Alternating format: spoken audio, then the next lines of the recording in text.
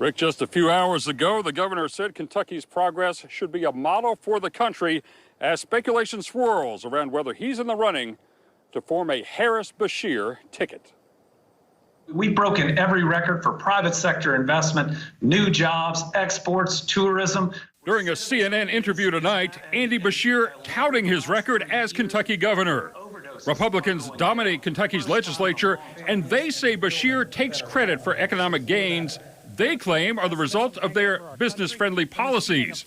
But Kentucky Congressman Morgan McGarvey says Beshear deserves credit for the Bluegrass state's record-setting pace of economic development projects. He's a fantastic leader.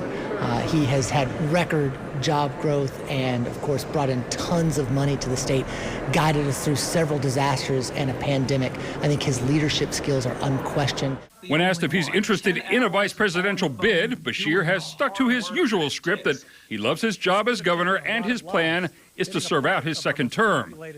But former Kentucky Congressman John Yarmuth thinks Beshear would be a good mainstream candidate for vice president. Obviously, he's not going to bring Kentucky into the Democratic fold. I think that's highly unlikely. But you never know what kind of appeal he can have elsewhere in the country. So I'm glad he's being considered. Kentucky does not require governors to resign if they're running for another office. Beshear could continue as Kentucky's governor and still campaign. If he runs with Harris and they win, he would resign at that point, and Lieutenant Governor Jacqueline Coleman would become Kentucky's governor. But Coleman says at this point, Beshear hasn't even talked about the national stage. I know he's flattered. That's an honor to be someone that would be mentioned in that vein. But last time I spoke with him, which was last night, he didn't mention it. So yeah, we'll see.